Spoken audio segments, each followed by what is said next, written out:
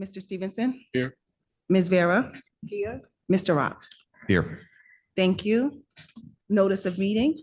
The New Jersey Open Public Meetings Law was enacted to ensure the right of the public to have advance notice and to attend the meetings of public bodies at which any business affecting their interests are discussed or acted upon.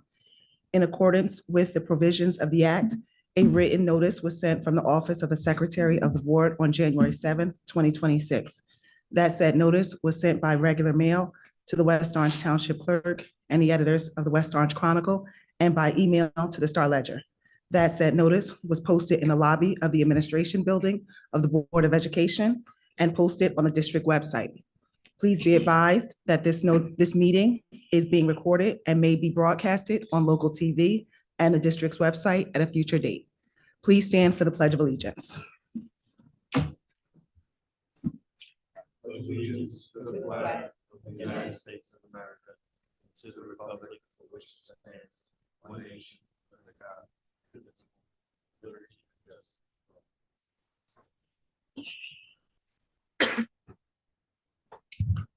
all. Thank you, Ms. Flowers. In consideration of the closed and public meetings of December 15th, 2025 and January 6th, 2026, do I have a motion to accept these minutes? Motion. Thank you, Mr. Stevenson. Is there a second? Second. Second. Yeah, we'll take a second from Mr. Ifker. Thank you. Any comments? Hearing none, Ms. Flowers, please take the roll. Dr. Bryant, Yes. Mr. Ifker, Yes. Mr. Stevenson, Yes. Vice President Vera, Yes. President Rock. Yes. Thank you. All right, next up, good evening to our student liaisons, Adam Barakat and Nefertari James. Would you two please share your student liaison report with us? Good evening, everyone. We're going to first start off with the elementary school highlights. At St. Cloud Elementary, they celebrated the 80th day of school with the 1980s themed. At Hazel Elementary School, the fourth graders participated in a winter seed sowing initiative. They planted native plants, native species, focused on sustainability, and it was led by a science teacher. And then we're going to move on to some student achievements in music. So we want to congratulate the students selected for the NJSMA Region 1 Choir, chosen over across of Northern New Jersey, recognized for their vocal talents. Moving on to performing arts, West Orange High School hosted the 20th Annual Winter Color Guard Invitational, where more than 25 color guards from the Tri-State area performed, with performances from the West Orange Middle School Color Guard, Adaptive Color Guard with West Orange Best Buddies, and West Orange High School Color Guard. The NJ Thespian Festival was a success this year, with seniors Amelie Swayze, Annabelle Riley, Sam Sirocco named Outstanding Student Directors, and scholarships being awarded to several students. For the STAN, or Speech and Theater Association of New Jersey, West Orange High School, Master Scene Study, and Drama Club were both recognized. Regarding faculty recognition, Dr. E. Christine DeCaro, a West Orange High School science teacher, earned an honorable mention for the 2025 Humane Science Educator of the Year. She was recognized for her innovative instruction, including hands-on learning and VR integration. For community and leadership recognition, Rich Rizzolo was honored for 13 years as president of the West Orange Scholarship Fund, which helped award thousands of scholarships and millions of dollars to graduating seniors. And leadership transition was noted with incoming president Gary Rothstein. Thank you both. And congratulations to Gary, who was previously a board member with us. All right, next up, Mr. Moore, it is time for your report. Would you please share your superintendent's report with us? Thank you, President Rock, and thank you, Adam, for that. A special thank you to Rich Rizzolo. I wish him the best as he moves on. Okay. I'd like to take a moment to publicly thank everyone who has been working day and night to help recover from our recent snowstorm. A special thank you to the West Orange Township Administration, our DPW Public Works Department, our Police Department, and of course, our school district's Buildings and Grounds Department. It was all hands on deck situation. All our manpower came together and we teamed up to be sure our schools could open with only one day of closure. The team helped make our roadways safe, and each day since, we have collaborated and conducted meetings to assess where we can help remove snow piles and cut spaces along the streets so that there is pedestrian and vehicle traffic safety. So I want everyone to know that a special thank you to the town for shared services, especially because this snowstorm was a little more than we can handle, as we've tried to handle some of our snowstorms in-house. And I just really appreciate the meetings and the communication to help make sure that our school community can get here safely, both our teachers and our students. So thank you to them, and I think it's only right that we thank them publicly. And now tonight for our superintendent's presentation, I invite our auditor, Robert Haig. How are you, Robert? I'd like to introduce Robert Haig. He's our financial auditor who regularly audits our fiscal records, and he's here this evening to make a presentation. Robert? Thank you. Good evening, everyone. Yeah, just a brief presentation on your recently completed 24-25 fiscal year audit. So each year, every school district in the state is required to undergo an external audit. This covers the period July 1st, 24 through June 30, 25 from a financial standpoint.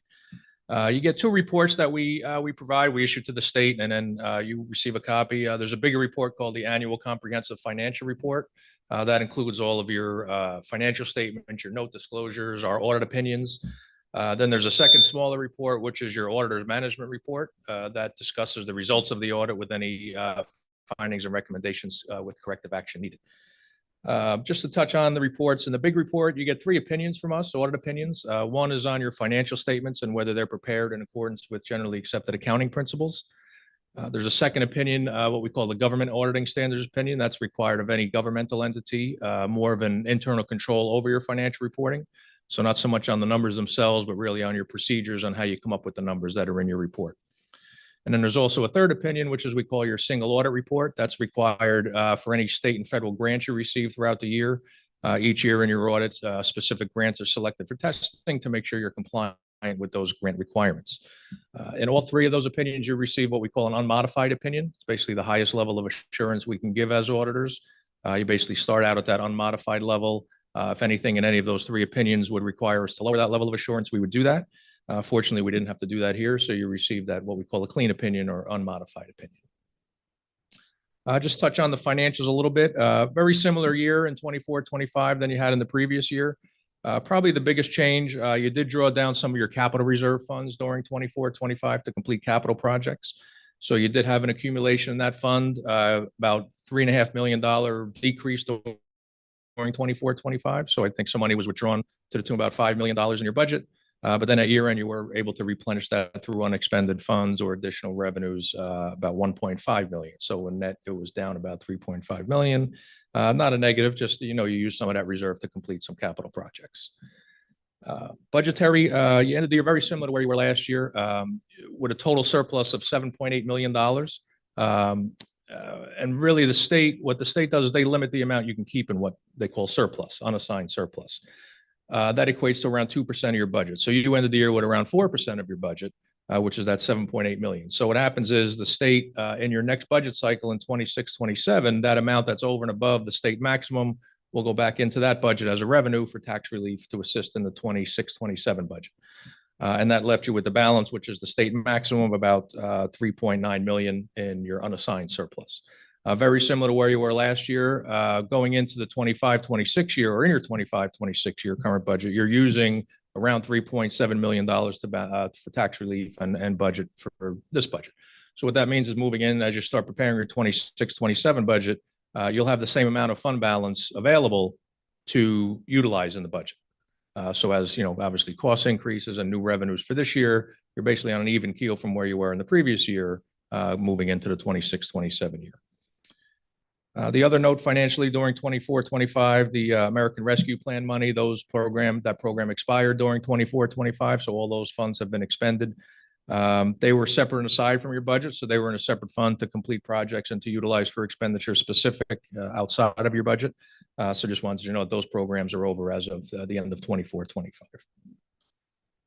In the management report, we did have 8 recommendations that we reviewed with the administration to go over that would require corrective action. So the board will receive a corrective action plan on how to address those.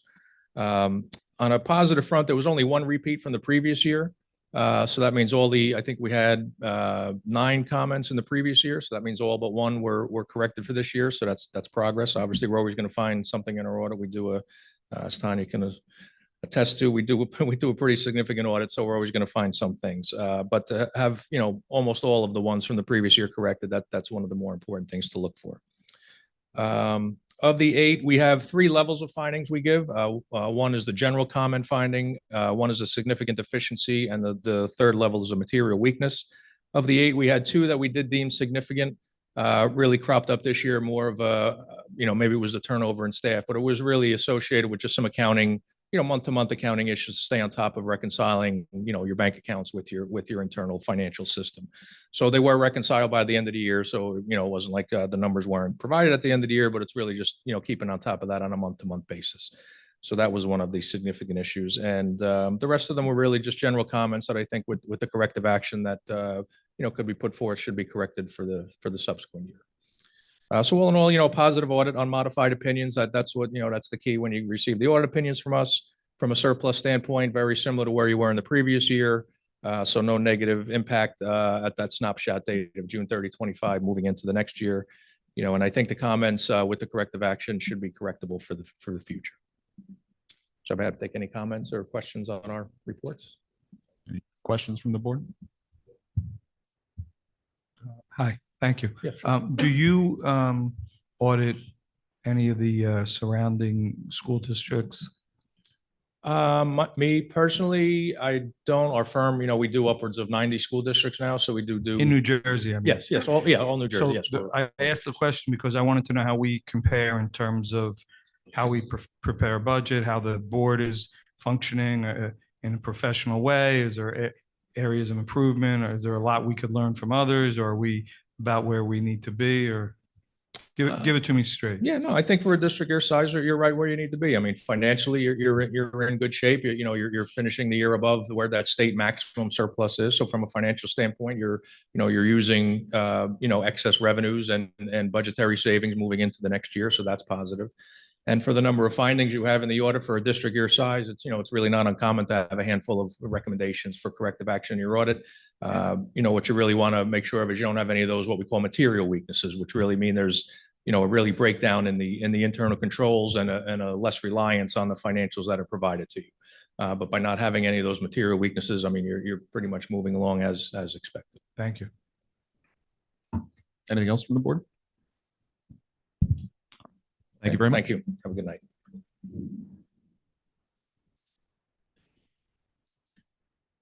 To conclude my presentation tonight, my report, at this time, I'll present the HIB, Harassment, Intimidation, and Bullying Report. Throughout the district, we had 4 incidents investigated and 1 has been founded. Thank you. And that concludes my report. All right, thank you very much, Mr. Moore. I'll start my board president's report and just start by echoing what Mr. Moore said about the snow removal, and thank you to everyone that was involved in that. This was a significant storm. To only be off for 1 day, I think, is a testament to the work that everybody put in. I remember being young and we got dumped on with this much snow, and we'd probably be out of school for a week or so, waiting for people to come plow the streets. So it's really impressive that we were able to, and the town was able to clear everything in a day and get back the next day on Tuesday. I want to take a minute to share some of the good things going on at Roosevelt Middle School that are worth highlighting. Roosevelt hosted an assembly last week to commemorate the remembrance of the Holocaust, preserving the memory of the Holocaust and the lessons it teaches about human dignity, moral courage, and the dangers of hatred is more crucial than ever in today's climate, where discrimination against various groups across our nation and world continue to rise. Dr. Limor Regev is the author of a best-selling book, The Boy from Block 66, which tells the remarkable story of Moshe Kessler, a survivor of Auschwitz and Buchenwald. In the past few years, Dr. Regev has given numerous presentations telling the story of the boy from Block 66 to young and older audiences worldwide and in all of our middle schools here in West Orange. The program brings students and educators into the little-known story of Block 66 in Buchenwald, where a Czech political prisoner and the underground resistance courageously saved 1,000 Jewish boys. It is a story of unimaginable cruelty, yet also extraordinary humanity that underscores the lasting impact of racism, anti-Semitism, and the profound difference a single person can make. So, good things going on at Roosevelt. Last few things I want to mention in my board president's report. One is, thought the student liaisons might have mentioned it, but a hat tip to the West Orange High School Sports Media Club. They had a gallery opening at the West Orange Arts Council last month. It was a great opportunity to showcase the work of our students who took the photographs, as well as the work of our student athletes who won the soccer championship and did well in their football season. Unfortunately, the snow canceled the rest of the showing, so you couldn't see it later at the next couple Sundays, but you missed a great show. And I hear they're going to be back in after the next season, hopefully. So if you see the West Orange Arts Council hosting something from West Orange High School Sports Media, you should definitely come. The next thing, 2 comments about the budget, which are kind of relevant since we had the auditor's presentation today. One is that if you follow the news about school and education and budgets, we have another example of what not to do, and that would be Hackensack. So they were in the news a week or 2 weeks ago, again, in the middle of the year, similar to some of our surrounding towns in East Orange and Montclair, realized that they had a large budget deficit to the tune of several $1 million. That would either lead to catastrophic cuts in the middle of the year, or in this case, the town had to bail them out and give them some money to balance their budget for this year. So one want to point out that that's something we don't want to do. And as the auditor pointed out, we have our fund balance that's healthy. We're reinvesting that year over year, and we're balancing our books and making sure that we're only spending the money that we have set aside. But if we were to deviate from that by, say, spending down our fund balance one year to the next, or doing some kind of fancy things with the books, it might make one year look good, but eventually we would end up like these other towns, which are examples of what not to do. So thank you to Ms. Flowers for her work. I wish we had more money and her job was easier, but those tough decisions that you make prevent us from becoming like those districts. The other thing has to do with school funding and the future of the budget. Ms. Flowers and her team had a series of budget work sessions. The last one was in January. Essentially, they forecasted the cost for the coming school year, the potential income revenue for the school year. There will again be a gap of less revenue coming in because costs are increasing at a greater rate than that revenue. What happens in the end is going to be heavily dependent on what the governor does in her budget address, which will be at some point in early March. It's been delayed a week or two from when it normally is. So we'll be stay tuned until that point when we find out exactly how much money we have to work with. But it will be a tough budget season. And again, thank you for your work in making that work as best you can. So that would conclude my president's report. Next item on the agenda is the second reading and adoption of policy number 2365, acceptable use of generative artificial intelligence. The policy has been reviewed and revised by administration and presented this evening for second reading and adoption. May I have a motion to approve policy number 2365? So moved. Thank you, Mr. Stevenson. Is there a second? Thank you, Ms. Vera. Any discussion? President Rock, I just want to again encourage the board to pass these adoptions of the amendments to these policies. The committee has reviewed them in consultation with the district, and the policy committee believes that what's been put forth serves the best interest of the operations of the district, our students, and the policy moving forward. Thank you. Any other discussion? Seeing none, Ms. Flowers, please take the roll call. Dr. Bryant? Yes. Mr. Ifker? Yes. Mr. Stevenson? Yes. Vice President Vera? Yes. President Rock? Yes. Thank you. All right, next item on the agenda is the first reading of the following revised policies and regulations. Do you need me to read them for the record? No, you don't have to. Okay. Thank you. Please see the agenda on our website. They are all there. These policies and regulations have been reviewed and revised by administration and presented this evening for first reading. Is there any discussion? I just echo my comments made previously to the motion that just carried. Thank you, Mr. Stevenson. Hearing none, these policies and regulations will appear on the next agenda for second reading and adoption.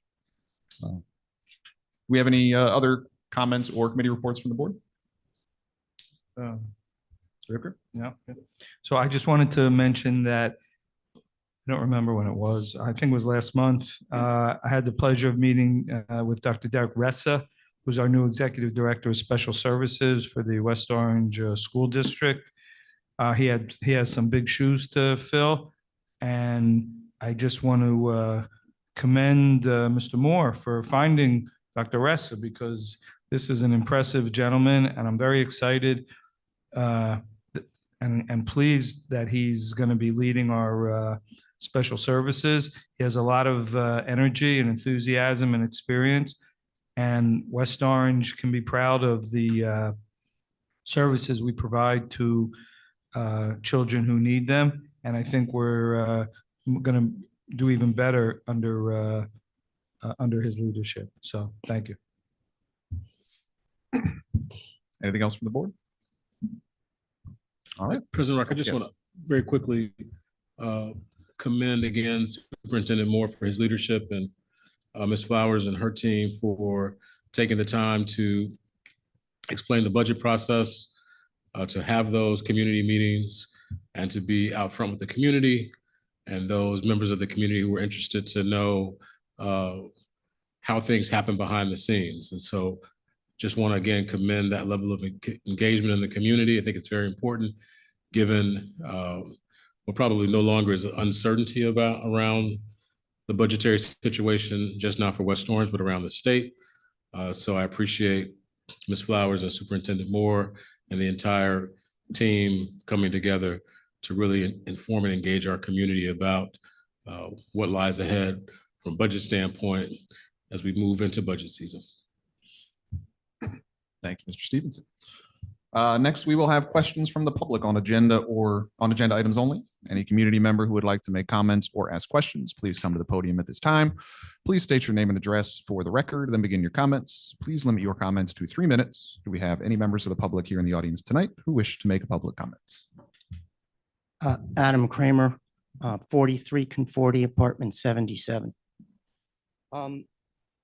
My first question on the agenda, I looked at the transfer of money reports and the reports on the current fiscal year that were released, and I noticed that they were dated back to November 30th. That's 2 months after the fact. I'm looking at the same news that everybody else is about districts getting in trouble during the fiscal year and going over. I just wanted to ask, since we're looking at data that's 2 months back, is there anything that's happened in the previous 2 months that's going to change or surprise things so that we don't, we as citizens are assured we're not going to be in the same fiscal mess as some of our neighboring communities are? And the next thing relates to the audit. I noticed that you had total revenues of $239,130,340. And I noticed that your enrollment was 6,954. My math shows that's 34,387 and change per student. And I've been asking this and trying to get my head around this for years.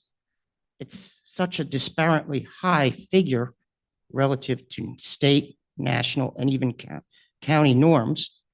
And yes, other districts too have special needs kids, have aging infrastructure, have complex transportation problems, and yet they seem to still offer good educational products at slightly less. And I know this wasn't a performance audit, but a financial audit, but I'm curious as to why there's this disparity. And I've been trying to get my head around that disparity for quite some time. Thanks.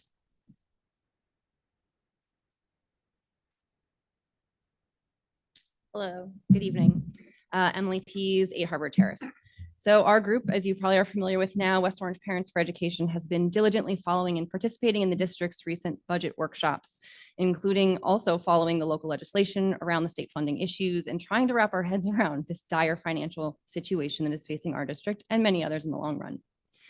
We want to thank the board and the administration, like you said, for the recent budget sessions and the time and transparency that you have provided so far. We recognize this upcoming budget cycle will be especially challenging, and we look forward to working collaboratively with you in that process. We are proud of all the accomplishments that are regularly coming out of the district, often announced at these board meetings, but we are worried that with all the great diversity of course offering and programming, it won't be around by the time our children in elementary school make it to the high school to see all of that wonderful benefit because of what we're facing with the structural large annual deficits. As President Rock highlighted in his comments, this is not news after last year, and it should not be news to anyone who has been following along. As we mentioned multiple times tonight, districts across the state, for everyone, costs are rising higher than the tax revenue is permitted to keep up. And based on our calculations, and I know it's not final yet, barring any significant changes to how state funding is calculated, we believe we are likely headed for a $10 million plus deficit facing this year, and which is likely even higher than last year. Again, we are thankful this number is not 20 million like Montclair or 17 million like Hackensack or any of the countless other mismanaged districts out there. We are thankful that our district has continued to manage the shortfalls as they come responsibly. However, I think our district at large needs to be thinking about the solutions and advocacy to our state leaders at a more urgent level to make the changes necessary, again, for the long run. As parents and caregivers, we're committed to doing what it takes to support and advocate for our district, but we need the continued partnership to continue that advocacy effectively together. In particular, we're requesting in one thing in particular right now, greater transparency around transportation costs and routing so that families in the community can better understand the drivers of the budget and engage in ideas to solve it. For example, given the tough decisions ahead, we think this data could help us when considering hard potential choices, like maybe subscription busing might be where we have to head, or annual fees for clubs and sports for those who can afford it. These would be very hard decisions that no one has to face or wants to face. But if the data demonstrates that they can create meaningful savings that will help preserve the valued programs in our district, we may have to face them, and we'd like that data to help get to those solutions. We also encourage clearer and more consistent communication to the town and caregivers about this budget outlook. Given these realities, we expect to see in the upcoming budget cycle, we really believe that alarm bells need to be raised louder and more broadly, and that the district can do this early and open communication, which is critical as we navigate these decisions together. Thank you for your time.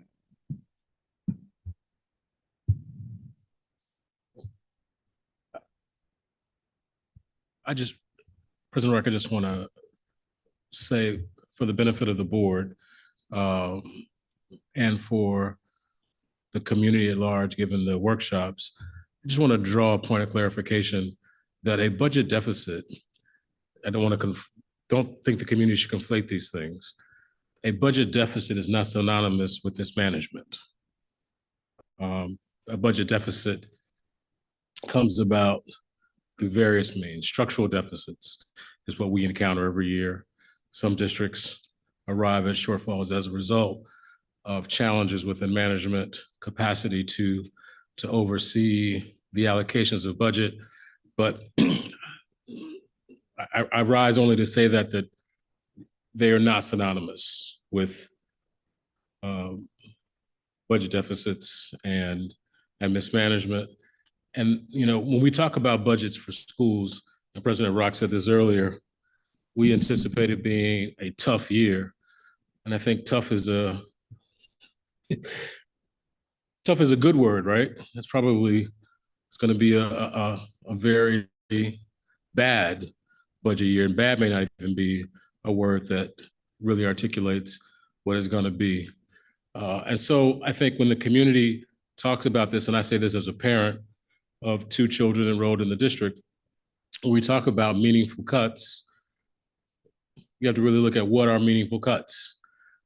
When we did the budget season last year, we talk about bus routes and asking our families to have their kids pay more money for clubs, or cutting what some people come to the mic and say is courtesy busing. I say it's sometimes necessary busing, so our kids are not walking down dark streets without curbs, up and down hilly streets.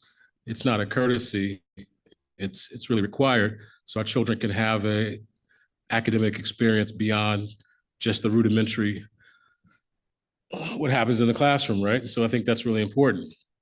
We also know that we have historically had a structural deficit somewhere between $8 and $10 million every year. I've made this comment several times before, but for Governor Murphy's cap on what districts could lose last year, for us, it was a 3% cap, or actually his cap was 3%, which meant that we lost about $3 million. But for that cap, we probably would have had a more significant budget shortfall. And then Ms. Flowers' work and Mr. Moore's work would have been exponentially greater. And the community needs to know that. So community also needs to know, based on the budget last year, of that $220 million budget, around 75% of it is staffing and salaries. And so we talk about meaningful cuts. We can't talk about meaningful cuts without looking at every category that exists within the budget. And so I would put forth, as a citizen first, as a parent second, or maybe I should be a parent first and a citizen second, and a board member last. I'm always hesitant when we start asking parents to do more when they're already doing more when the tax bill comes. And that's just the reality of where we are. And this community needs to begin to think about, what school district it wants to afford before it's faced with having to have a school district that it only can afford based on what those numbers are. So as we move into budget season, I just think we have to continually put forth that information with transparency, with clarity, with truth, and it can't be ambiguous. The reality of the numbers are the reality of the numbers, and they have to be dealt with head on. Thank you, Mr. Stevenson. Just so it's not lost in all of the many words you used, I want to highlight what you said at the very beginning. You were. No, it's but I keep saying the same thing over and over again. I keep talking about structural deficits. I keep talking about, but I don't want to lose what you said up front about structural deficits and how it's different from mismanagement. Yeah. Right. So when we look at and project our costs are going to additional costs are going to exceed additional revenue. Largely because healthcare is going up, as it is throughout the state for every district. Also because other things like transportation are going up, and many of the cost centers in our budget are increasing at a rate exceeding the 2% that we can raise our tax levy. So almost all districts throughout the state are facing some version of this, and that is normal. It's tough, it's unfortunate, and it requires us to make tough choices. However, the mismanagement of funds in some districts is not normal. And so we are making these decisions so that we do not become like them. And that is why ultimately we will have to make tough decisions. The other thing I'd point out, and thank you, Ms. Pease, for your advocacy and your group advocating to the state legislators on our behalf. We will continue to do that as well. But yes, there will be likely a large deficit. How large that is going to depend on what happens with state funding. It could be a worst case scenario of $10 million, give or take. It could be much less than that, but it's unlikely that it'll be the opposite, in which case, like previous years when state funding increased dramatically, it's very unlikely that we end up with more money this year than we had last year. So at the end of the day, we will have to make tough decisions. How many of those we have to make, we don't know, and we won't know till March, but we are working on projections. And as we move into budget season, we will continue to go over that. So thank you all for public comment. Only thing I'd say to Mr. Kramer is that no, I don't expect any surprises. Thank you. And the other thing is that largely the reason why things cost what they do today is the decisions of previous boards, right? We have to make decisions within the constraints of what previous boards decided, negotiated, and set in place over the last 50 years.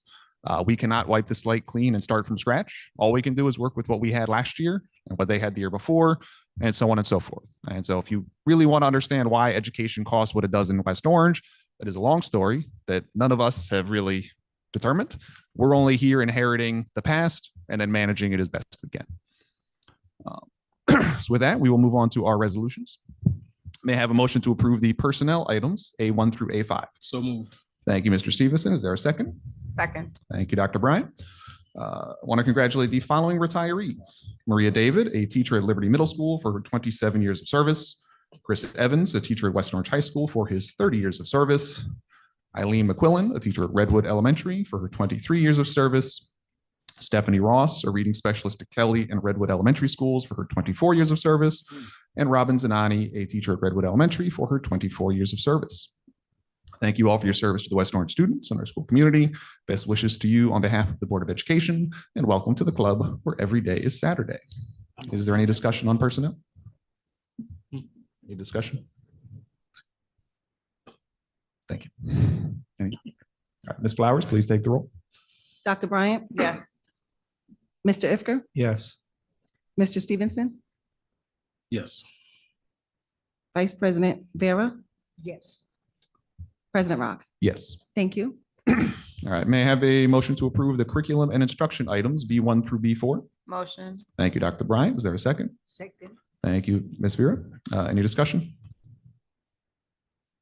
Seeing none, Ms. Flowers, please take the roll. Dr. Bryant? Yes. Mr. Ifker? Yes. Mr. Stevenson? Yes. Vice President Vera? Yes. President Rock? Yes. Thank you. May I have a motion to approve the finance items, C special services items A1 through 5, and business office items B1 through 15? Motion. Thank you, Dr. Bryant. Is there a second? Second. Thank you, Ms. Vera. Any discussion? No? All right, hearing none, Ms. Flowers, please take the roll. Dr. Bryant? Yes.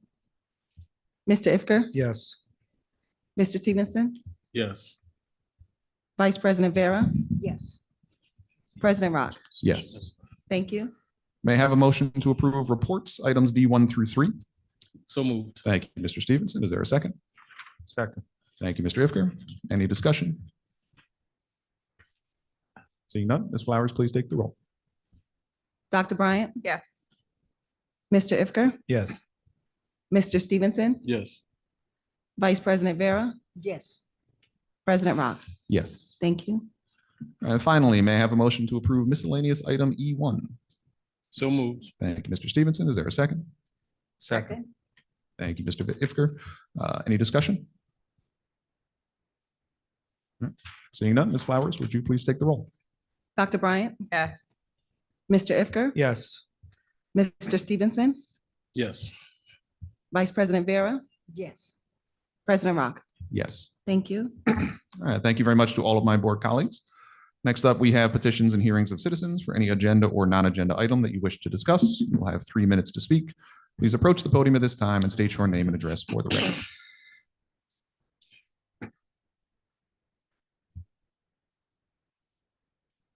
Adam Kramer, 43 Conporti, apartment 77. I'm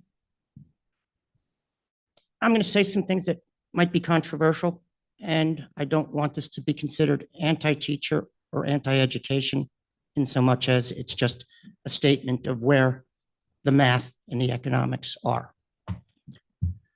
Historically, and at this point in time, West Orange pays its teachers a bit above state, substantially above national norms, quite a bit above state norms, and above county norms. It's just a historical fact. It's what we did, and it was a strategy that we had for years saying, well, this is how we attract the best, brightest personnel, and this is how we retain people, and that was the theory. Unfortunately, I just don't think the economics of that works. The structural deficit that we've been talking about is mostly formed in the way that negotiations work between the unions and the board. That's where most of the costs are. The raises that are built in, the extra beyond normal for public service benefits in healthcare are part of the negotiation process. I like our teachers. I wish we had piles of money that we could give them, but we don't. And if we are to long-term deal with this structural deficit that occurs year after year after year, it's going to have to take a rethinking of the labor agreement and a rethinking of, are we just able to pay that little bit above? From my perspective, paying at the county average is, I think, the most fair to both the taxpayer and the teachers. I want to be generous to the teachers, but I also don't want to raise taxes so much that seniors have to sell homes and move. It's a tough thing to say, and I don't want to say it to slam teachers because they're good people and they do a good job. I'm just saying this as this is the numbers. This is the economic reality. And I hope the people understand that in the budget negotiations, and both sides understand that when they enter into the negotiations between the board and the unions, so that we have something that's fair, both to the employers of the school and the taxpayer, and that we can get a system that doesn't year after year after year create these structural deficit. Thank you. Is there anybody else wishing to speak at public comment this evening? Seeing none, thank you very much. Our next board meeting will be held at 5:30 p.m. on Monday, February 23rd. This meeting will be held in the West Orange High School Library Media Center. We will not be going into executive session after the close of this meeting. There will be no further business discussed and no additional action will be taken. May I have a motion to adjourn? So moved. Thank you, Mr. Stevenson. Is there a second? Second. Thank you, Ms. Vera. All in favor? Aye. Thank you all for joining us tonight. Our meeting is now adjourned. We wish you a good night.